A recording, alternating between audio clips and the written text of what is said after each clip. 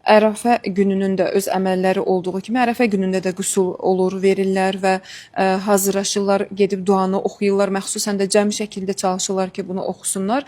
Həcdə olmayan şəxslərdən danışıram. Həcdə Və olanların bu ki, niyyəti Ərəfə günü niyyəti kimi də qüsul verə bilərlər. Bəli, Ərəfə günü və yaxşı olar ki, elə bu günlərdə tövbə qüslunu da cəm eləsinlər. Çünki hətta mən alimlərin dilindən də eşitmişəm ki, məxsusən bu günü gözləyirlər Allahdan bağışlanmaq üçün.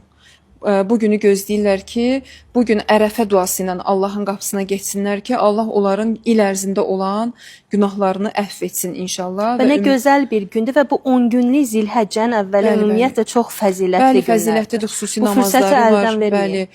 Bəli, şam və xüftənin arasında xüsusi namazları var 10 gün ərzində. Bundan əlavə çox gözəl fürsətdir ki, insan Allaha yaxınlaşsın bu günlərdə, istifadə eləsin bundan.